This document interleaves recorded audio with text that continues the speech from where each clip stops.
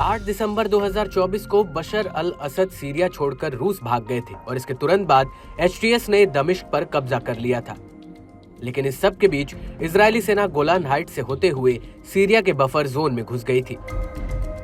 वही buffer zone जहां पर संयुक्त राष्ट्र की सेना तैनात थी। लेकिन आईडीएफ बफर जोन तक नहीं रुकी, बल्कि वो धीरे धीरे अल कंतारा तक पहुंच गई। कई मीडिया रिपोर्ट्स में यह तक कहा गया कि आईडीएफ के टैंकों को दमिश्क से महज 25 किलोमीटर की दूरी पर देखा गया है। हालांकि उस वक्त ईरान आरोप लगा रहा था कि इजरायल सीरिया की जमीन पर कब्जा करना चाहता है, लेकिन हकीकत में इजरायल के इस कदम के पीछे एक बहुत बड़ा गेम प्लान था, जिसका अब खुलासा हो गया है।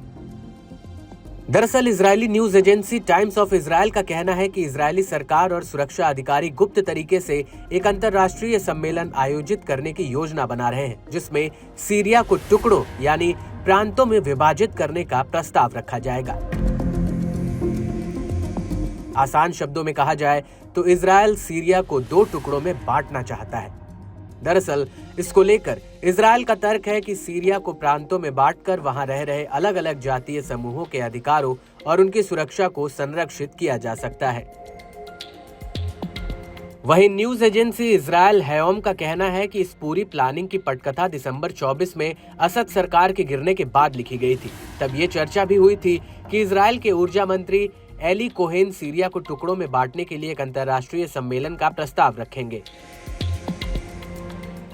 हालांकि इस पर हालिया एक्शन प्लान क्या होगा, इसको लेकर रक्षा मंत्री इजरायल काट्स की अध्यक्षता में एक कैबिनेट मीटिंग हुई है। ये मीटिंग पीएम नेतन्याहू की अगुवाई में होने वाली एक बड़ी बैठक से पहले की गई है।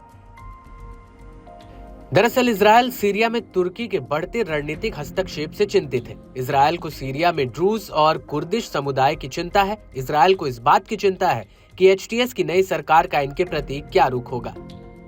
हालांकि इस इंटरनेशनल समिट का असली टारगेट इजरायल को पूर्वी विद्रोही गुटों से निपटने के लिए काबिल बनाना है, जो अब सीरिया की सत्ता पर काबिज हो चुके हैं। इसके अलावा इजरायल को डर है कि सीरिया की नई सरकार यानी एचटीएस लंबे समय से इजरायल और सीरिया के बीच चले आ रहे समझौते का पालन नहीं करेगी। वहीं इजरायल हायूम का कहना है कि बड़ा डर यह है कि इजरायल से जुड़ा ये विचार सीरिया में जरूरी नहीं है कि मान लिया जाएगा और इसी वजह से सीरिया को प्रांत में बांटने की चर्चा सीक्रेट रखा गया है। इस सब के बीच आपको ये भी बता दें कि न्यूज एजेंसी अल मयादीन का कहना है कि इजरायल ने सीरिया की 600 स्क्वायर किलोमीटर जमीन पर कब्जा रखा है।